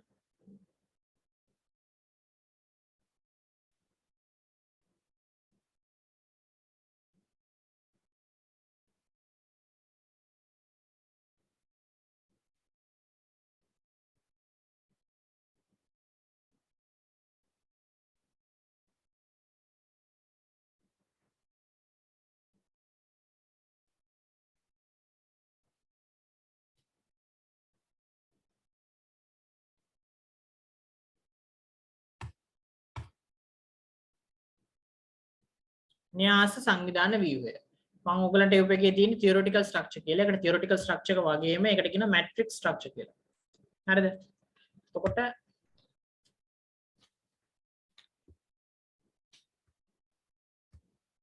මේක තමයි matrix structure එකේ ක්‍රමය. කොහොමද matrix structure එකක් යන්නේ? මේක ගොඩක් වෙලාවට ඔයගොල්ලන්ගේ ප්‍රොජෙක්ට්ස් රජයේ ප්‍රොජෙක්ට්ස් කරන ආයතන තුල මේක දකින්න පුළුවන්. ඉලෙක්ට්‍රිසිටි බෝඩ් එකේ ඊට පස්සේ අපි ගත්තොත් ගොඩක් වෙලාවට ඇඩ්වර්ටයිසිං ඒජන්සිස් වල හරි මෙන්න මේ ක්‍රමවේදය දැක ගන්නට හැකියාවක් ලැබෙනවා. හරි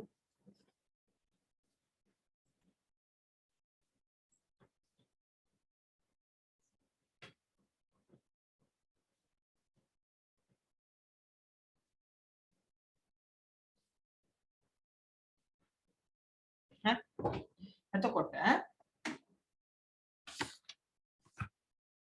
න්‍යාස view එක එහෙම නැත්නම් matrix structure කියලා කිව්වම මේක දෙපැත්තටම ක්‍රියාත්මක වන structure එකක් තමයි තියෙන්නේ. එහෙම නැත්නම් යම් කිසි න්‍යායක් අනුව ඒ කියන්නේ වැඩ ප්‍රමාණය අනුව ඒ වැඩවලට cross function කියලා කියන්නේ මේ ආයතනේ මේ අංශය වැඩ කරන කෙනා අනිත් අංශයත් වැඩ කරනවා. එතකොට එයා එකටත් වග කියන්න ඕනේ මේකටත් වග. ඉලෙක්ට්‍රිසිටි බෝඩ් එකේ ගොඩක් වෙලාවට ඔයගොල්ලෝ දකින්නේ ඉලෙක්ට්‍රිසිටි බෝඩ් එකේ ඉන්න ඉංජිනේරුවරු එක පැත්තකට එක්කෙනෙක්ට නෙවෙයි උන් report කරන්නේ. ඔවුන් කරන්නේ මේ අදාළ ඒ රාජකාරියට අදාළ ඒ අංශවල ප්‍රධානින්ට උඩට report කරනවා පහළටත් report කරනවා. එතකොට ඒගොල්ලන්ගේ projects අනුව මේ දේවල් වෙනස් වෙනවා. එතකොට මාර්ග සංවර්ධනය ගත්තොත් ඒක projects වලදී ඔවුන්ගේ තියෙන reporting structure එක වෙනස්. එතකොට අරකෙත් ඒ වගේ ගොඩක් වෙලාවට අපි ගත්තොත් Starbucks කියලා ඔයගොල්ලෝ අහලා ඇති coffee company එකක් coffee මේක Starbucks Philips වල මුලින්ම ආරම්භ කළේ 1960 ගණන් වල Philips කියන ආයතනය තුලත් නිෂ්පාදනය කරපු නිෂ්පාදන ආයතනයක්නේ.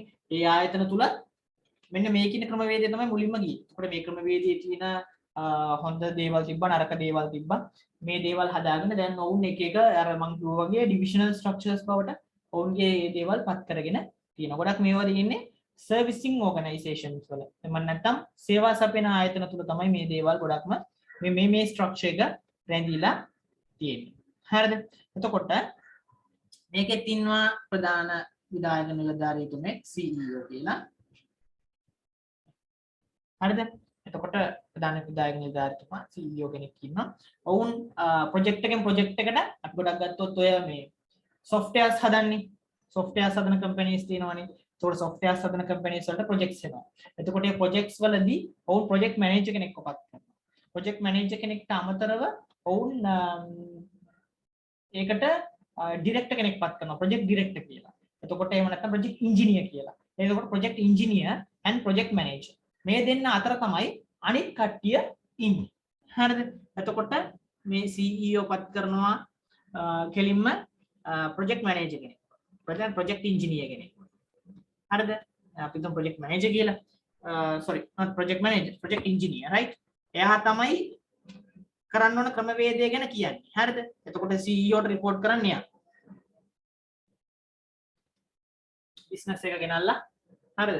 එතකොට ඒ business එකේ අනුව ඒ business model එක අනුව එයාට අවශ්‍ය customer ට අවශ්‍ය දේ අනුව project engineer කෙනෙක් ඉන්නවා. එයා ඒ විෂය සම්බන්ධව හොඳටම පුළුල් දැනුමක් තියෙන කෙනෙක්. එතකොට project engineer පත් කරනවා project manager කෙනෙක්. හරිද? පැහැදිලි නම් අහන්න. හරිද? පේනව නේද බෝඩ් එක?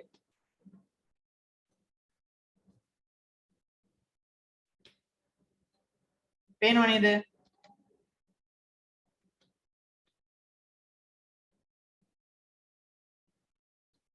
ඔව් උත්තර දෙන්නේ නැහැ.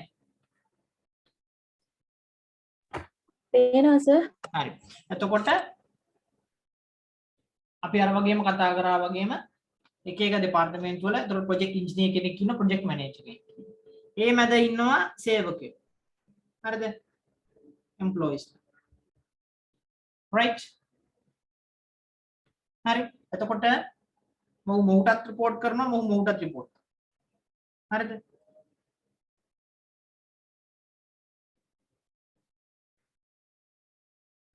මේ විදිහටම සිද්ධ වෙනවා. හරි. ඊළඟට දැන් මේකක් ගත්තොත් එක බිස්නස් එකක් ගත්තොත් දැන් එක ආයතනයක් නෙමෙයි. මේ ආයතනය තුල ප්‍රොජෙක්ට්ස් කිහිපයක් දුවනවා. හරිද? මේ ප්‍රොජෙක්ට්ස් කිහිපය දුවනකොට ආයතනයේ අර මං කිව්වා වගේ මාකටිං. හරිද? එතකොට සේල්ස් ඊළඟට රිසර්ච් ඇන්ඩ් ඩෙවලොප්මන්ට්. හරිද? ඊළඟට HR පැත්තකින් තියන්නකො රිසර්ච් ඇන්ඩ් ඩෙවලොප්මන්ට්. හරිද? ඊට පස්සේ ඇඩ්මිනිස්ට්‍රේෂන් කියලා වෙනම යනවා. හරිද? එතකොට මෙන්න මේ වගේ දෙපාර්තමේන්තු වලට කැඩලා නේ තියෙන්නේ. ආයතනයක් සාමාන්‍ය පොදුවේ කිව්වොත් මේ වගේ දෙපාර්තමේන්තු වලට කැඩලා තියෙනවා. මේ දෙපාර්තමේන්තු වලත් මේ වගේ පොඩි පොඩි ප්‍රොජෙක්ට්ස් කරනකොට අපි ගත්තොත් software පැත්තෙන් අපි ගත්තොත් software development ඒ පැත්තෙන් ගත්තොත් software develop කරනකොට after sales service එකේදී customer service දෙන කට්ටියක් back office වෙනම ඉන්නවා. හරිද? එතකොට software එක develop කරන්න අවශ්‍ය details ගන්න යන set එකක් වෙනම ඉන්නවා. එතකොට මේකට අදාළ විදිහට develop කරන පුද්ගලයෝ ඒගොල්ලෝ වෙනම ඉන්නවා. හරිද? මේ හැම එකටම managers ලා පත් කරලා දිනවා. මේකේ එකම එක head කෙනෙක් ඉන්නවා. මේ හැම දෙපාර්තමේන්තුවකටම engineer කෙනෙක්. එහෙම නැත්නම් head කෙනෙක් ඉන්නවා. එයා තමයි මම කිව්වේ project engineer කියලා. මේ හැම project engineer එකටම project manager කෙනෙක් අනිවාර්යයෙන් ඉන්නවා. එතකොට sales වලටත් ඉන්න project engineer කෙනෙක්. එතකොට එයාටත් employee කෙනෙක් ඉන්නවා. හරිද?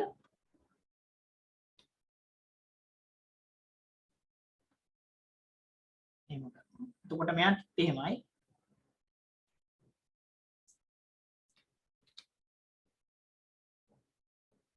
employees ලා ඉන්නවා. එයාත් මෙහෙමයි.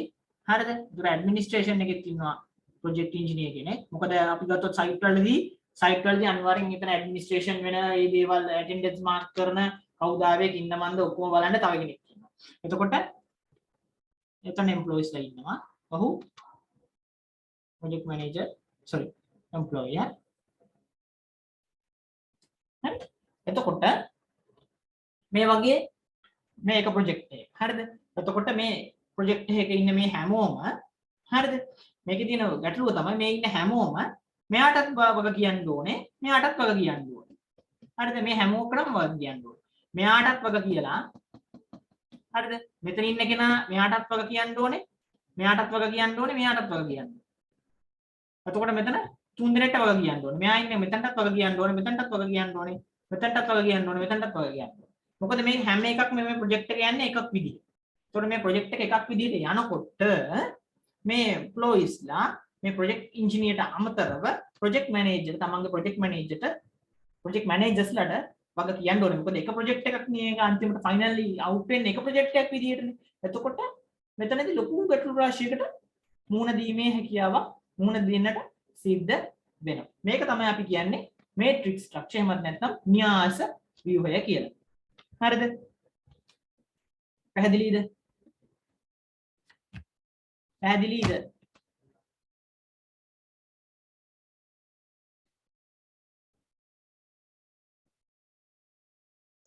පැහැදිලිද? සර් ඒක ආයිත් පැහැදිලි කරන්න පුළුවන්ද? පැහැදිලි කරන්න. හරිද? එතකොට දැන් මම කිව්වා මේකේ ආයතනය තුල හරිද?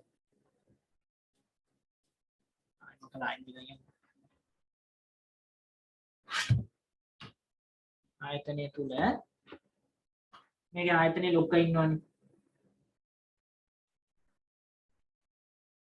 හරිද? ලොක්ක ඉන්නවා. මොකක් හරි ප්‍රොජෙක්ට් එකක් හම්බ වෙනවා. එක ප්‍රොජෙක්ට් එකක් ගත්තොත් අපි software එකක් develop කරන ප්‍රොජෙක්ට් එකක් කියලා කියන්නකො. හරි. software එකක් develop කරන ප්‍රොජෙක්ට් එක ආයතනයකට solution providers ලා කියලා කියනවනේ අපි. solution providers ලා කිව්වම ඔහුට අවශ්‍ය software එක අපි හදලා දෙනවා. එතකොට software එක හදලා දෙන්න නම් ඒකනේ ඒගොල්ලන්ගේ business එක. එතකොට මොහු විසින්පත් කරනවා. හරිද? මොහු විසින්පත් කරනවා main engineer කෙනෙක්. හරි. මොහු විසින්පත් කරනවා main engineer කෙනෙක්ව. ඔව් production engineer. එහෙම නැත්නම් ඒ අංශයට අදාළ ඒ මුළු project එකම handle කරන්නේ ඔහු විසින්. හරිද? මුළු project එකම handle කරන්නේ ඔහු විසින්. හරිද? ඒක පැහැදිලිද?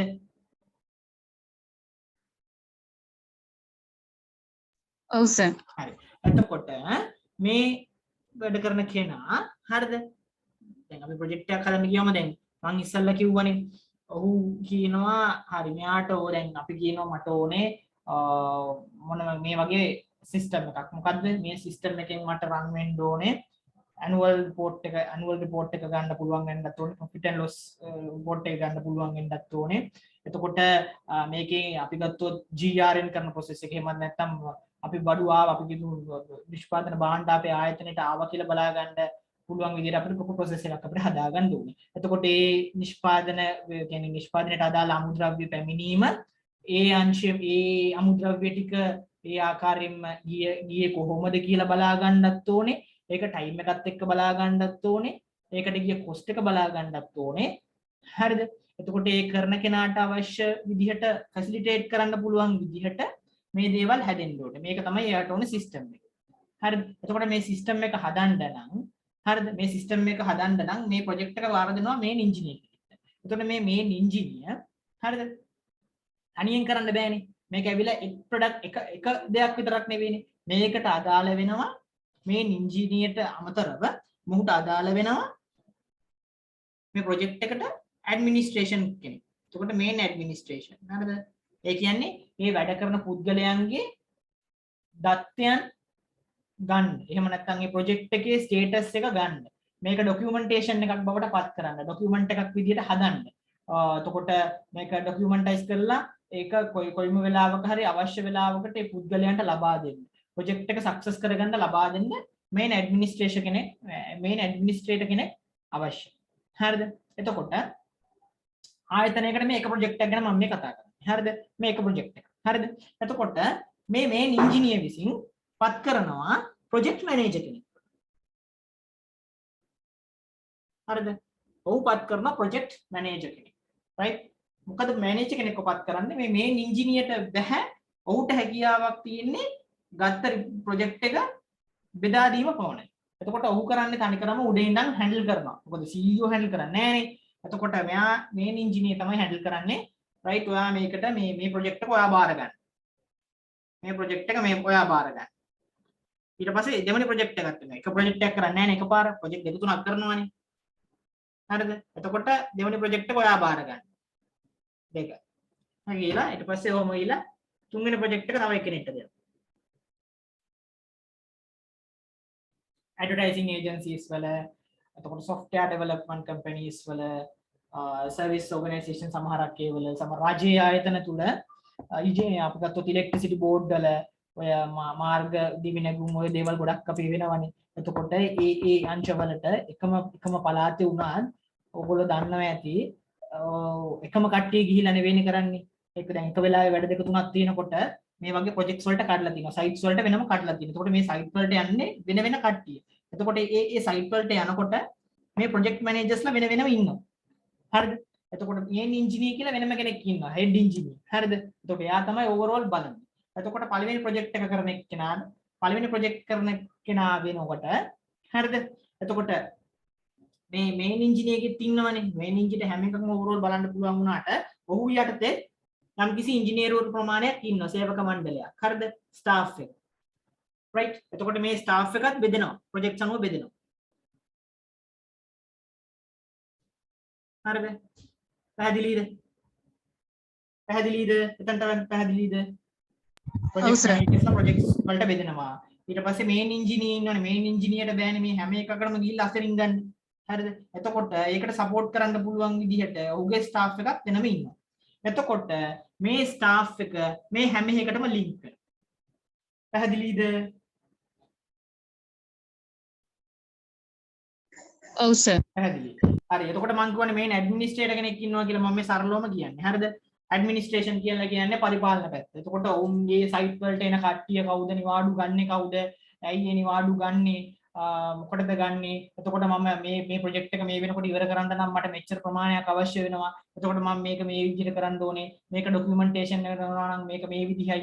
ඒ කියන්නේ මම කිව්වා software එක. software එක හදනවා නම් ඒව ડોකියුමන්ටේෂන් වෙන විදි තියෙනවා. එතකොට ඒවා report එකක් හදන්න ඕනේ. දවස් කොච්චරකද මේ දේවල් සිද්ධ වෙලා තියෙනවද? මේ වෙනකන් අප්ඩේට් එක මොකක්ද? සයිට් එක වැඩ කරනවා නම් ඔවුන්ගේ පැමිණීම ඊට පස්සේ ඔවුන්ගේ ප්‍රගමනය මේ ප්‍රොජෙක්ට් එකේ ප්‍රගමනය ප්‍රොජෙක්ට් එකේ දැන් තියෙන තත්ත්වය ප්‍රොජෙක්ට් එකට මොනවාද අඩුපාඩු මොන වගේ සම්පත් අවශ්‍ය වෙන්නේ කියන එක මේන් ඇඩ්මිනිස්ට්‍රේෂන් යටතේ සිද්ධ වෙනවා. එතකොට ඔහුත් හරිද මේ ප්‍රොජෙක්ට්ස් වලට ස්ටාෆ් එක දානවා. මොකද එයාට රනියෙන් කරන්න බෑනේ. හරි නිකන් හරි හෙඩ් වගේ තමයි. හරිද? මේ එක්කෙනෙක්ට ලින්ක්. ඊළඟට අපි දානවා නිකන් අපි ගමු sales. ඔව්. sales ගමුකෝ. sales කියලා වෙනම කෙනෙක් ඉන්නවා. හරි. මේ division wise හරිද? එතකොට sales කරන එක්කෙනාට වෙනම staff එකක් ඉන්නවා මේ හැම එකක්ම ගිහිලා දැන් අපි ගිහිලා කතා කරන්න එපා කාට හරි. දැන් මේ අපිට අදාළ කස්ටමර්ත් එක්ක අපි කතා කරන්න ඕනේ. හරි. sales staff එක. හරිද? පැහැදිලිද? එතකොට මේ staff මේ ඉන්න staff ඉන්නේ මේ හැම මේ project එක overall project එකක් විදිහට ගත්තම හරිද? මේ overall project එක ගත්තා. project managers ලා ඉන්නවා, engineer කෙනෙක් ඉන්නවා, ඒ අංශ වලට අදාළ විදිහට head කෙනෙක් ඉන්නවා.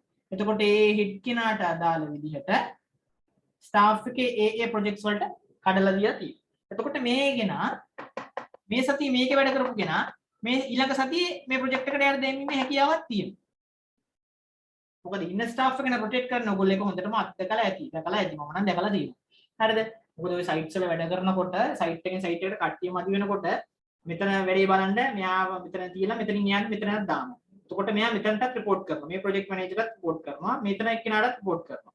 හරිද? එතකොට මේ ඔක්කොම rotate වෙනවනේ. මේ එකිනෙකාට එකිනෙකා එකම site එකේ ඉන්නේ නැහැ ගොඩක් වෙලා. site එකෙන් site එකට මාරු වෙනවා. ඒතර වැඩ කරන කට්ටියත් මාරු වෙනවා. project manager මාරු වෙන්නේ නැහැ. project manager ඉන්නවා. අනිත් අය staff එක මාරු වෙනවා. පැහැදිලිද? පැහැදිලිද?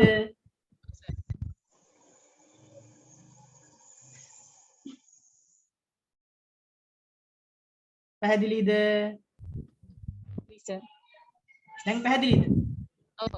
ඔව්. එතකොට මෙයාටත් මේ ස්ටාෆ් එක මෙයාටත් මේව වෙනවා, මෙයාටත් මේව වෙනවා, මෙයාටත් වෙනවා.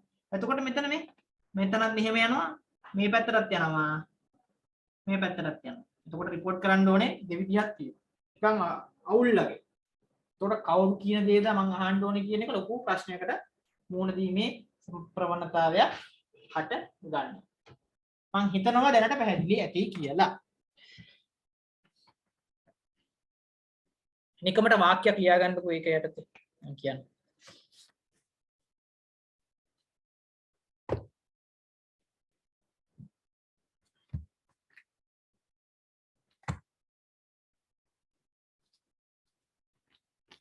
න්‍යාස ව්‍යුහ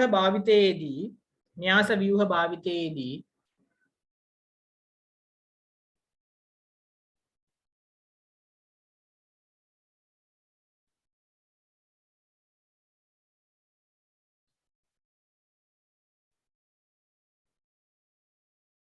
හරිද?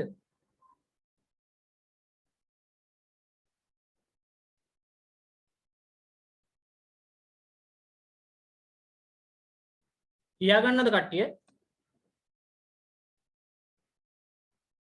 ලියාගත්ත සර්. තේරුණේ?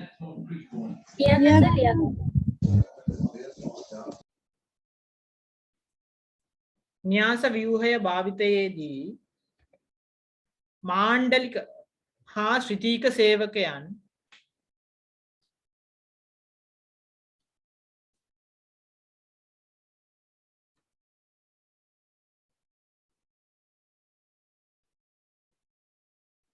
ශ්‍රිතීක සේවකයන් කියන්නේ මේගොල්ලෝ එක එක දෙපාර්තමේන්තු වල ඉන්නේ.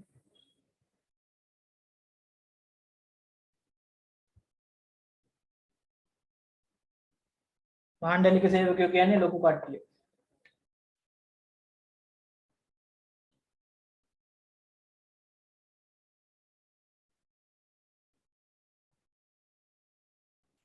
හරිද?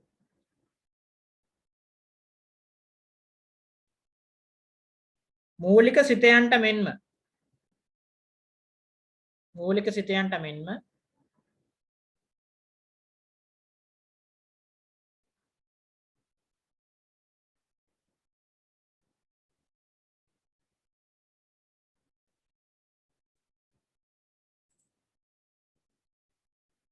නිෂ්පාදිත හෝ ව්‍යාපෘති කළමනාකරුවන් යටතේ එහෙම නැත්නම් ව්‍යාපෘති කළමනාකරුවන් යටතේ කියලා ලිව්වත් කමන්නේ.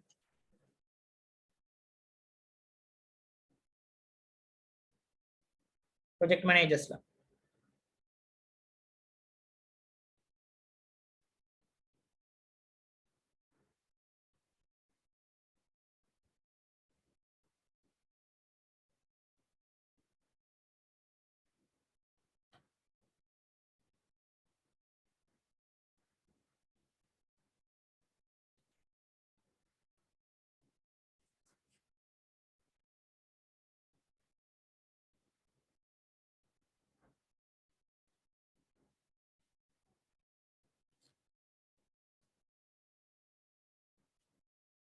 අනුයුක්ත කරනු ලබයි.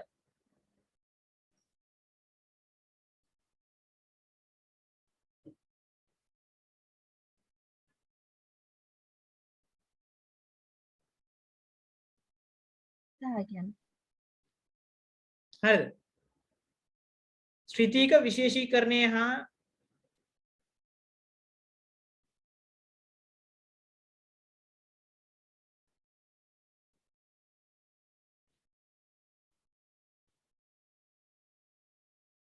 ශ්‍රිතීක විශේෂීකරණය කියන්නේ මෙහෙම පහළට එන එක ශ්‍රිතිය. මම කියවනේ ශ්‍රිතියක් ෆන්ක්ෂනල් ශ්‍රිතීක විශේෂීකරණය හා ව්‍යාපෘති විශේෂීකරණය ප්‍රොජෙක්ට් මැනේජර්ස් ලගේ එක දෙක තුන කියලා තියෙනවා. ව්‍යාපෘති විශේෂීකරණයේ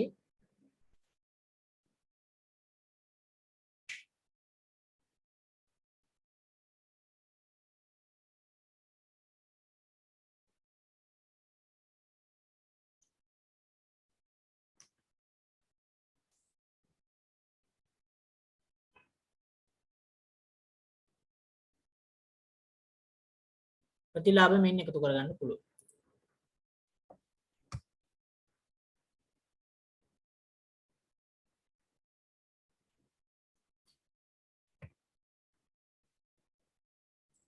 ප්‍රතිලාභ එකතු කරගැනීමේ හැකියාවක් පවතී. ප්‍රතිලාභ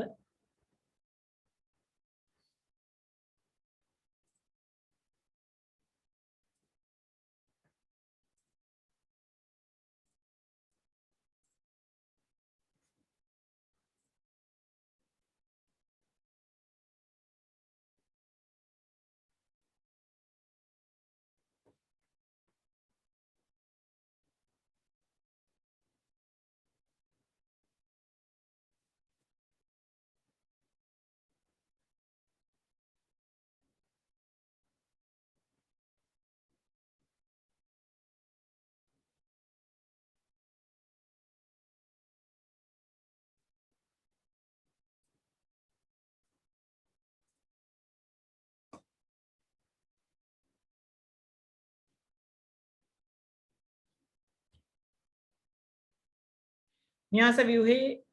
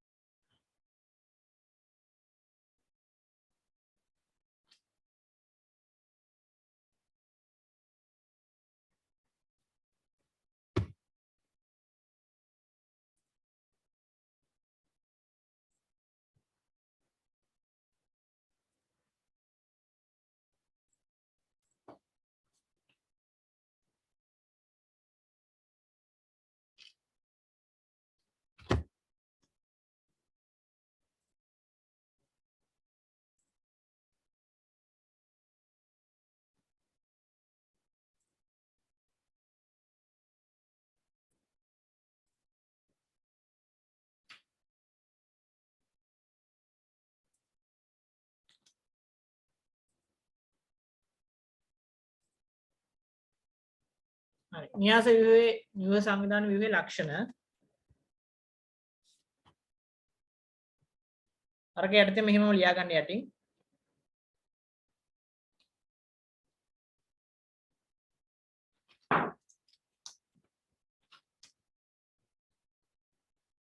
සේවකයන් සාමාන්‍යයෙන් ප්‍රධානීන් එකකට වඩා වගකිව යුතු වේ. තුන්වෙනි පොයින්ට් එක සේවකයන් සාමාන්‍යයෙන්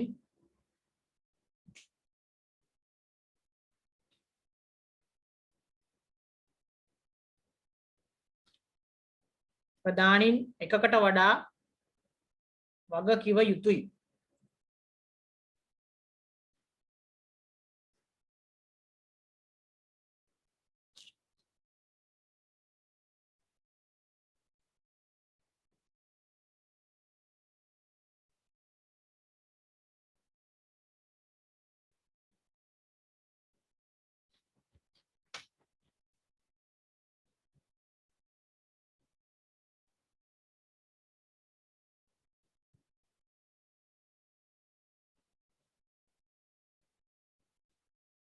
ඊළඟ එක සමකාලීන සංවිධානවල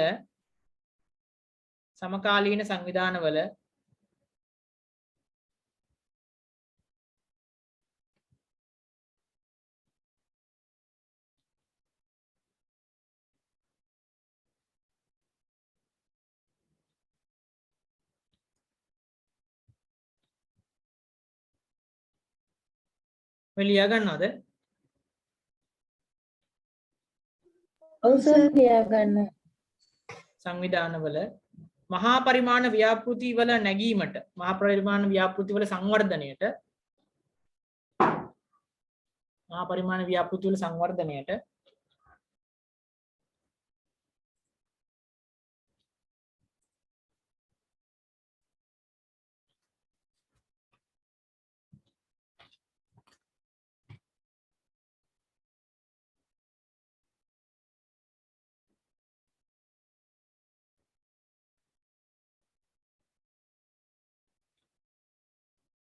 ප්‍රතිචාර වශයෙන්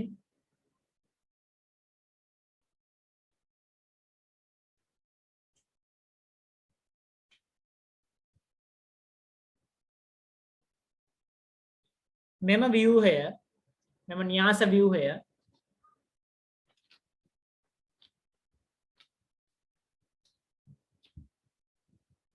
පරිණාමය වී ඇත.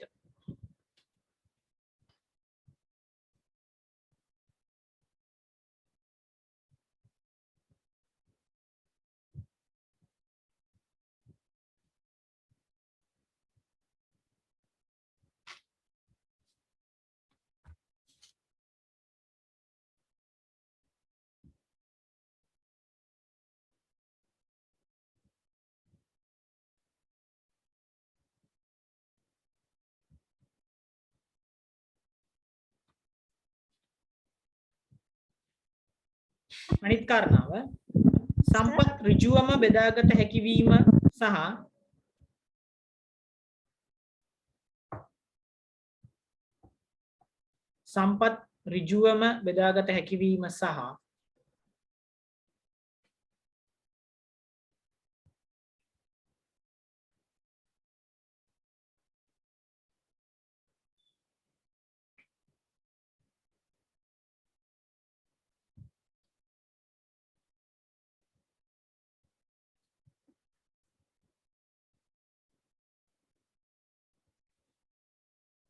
සාපේක්ෂ ගැටලු ඵලදායී ලෙස විසඳීමට පහසු වේ. සාපේක්ෂ ගැටලු ඵලදායීව විසඳීමට පහසු වේ.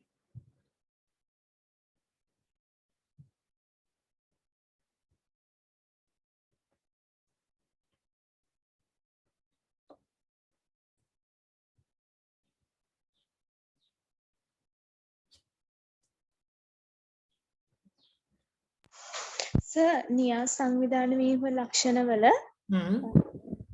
එකට දායක වෙන්නේ සේවකයන් සාමාන්‍යයෙන් ප්‍රධානීන් ඒකකට වඩා වගකීම් යුතුය කියන එක. ඔව්. හරි සර්. ඒකේ තේරුම දහන්නේ. සර්. ඔව් ඒක මෙහෙමයි. අර මම කිව්වේ න්‍යාස සංවිධාන ව්‍යුහයේ මම කිව්වනේ මේන් ඉංජිනේර කෙනෙක් ඉන්නවා, ඊළඟට පරිපාලන පැත්තෙන් කෙනෙක් ඉන්නවා, සේල්ස් පැත්තේ කෙනෙක් ඉන්නවා කියලා. එතකොට ඒගොල්ලන්ට අදාළ ස්ටාෆ් ඉන්නවනේ.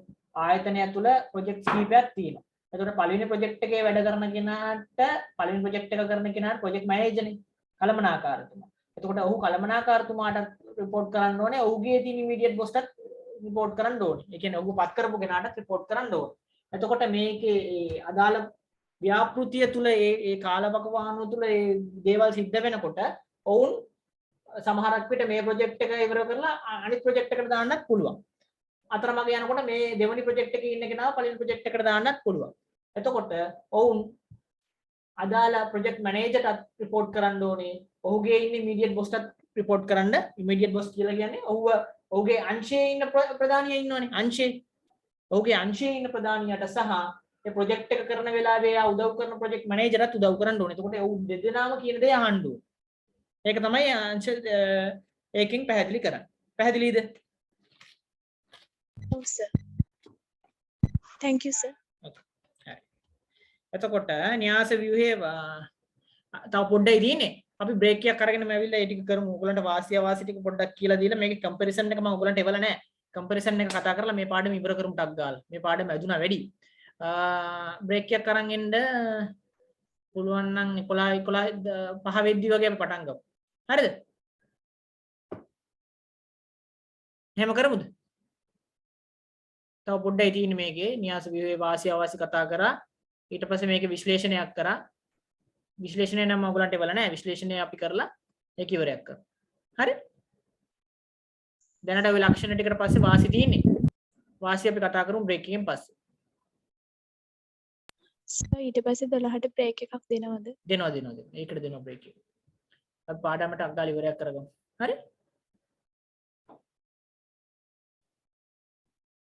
ඇවිල්ලා අපි බ්‍රේක් එකට ගිහිල්ලා ඇවිල්ලා ප්‍රශ්න කතා කරමු. මේකට අග්ගාල ඉවර කරලා ප්‍රශ්න කතා කරලා අපි අලුත් පාඩමට යන්න අග්ගාල.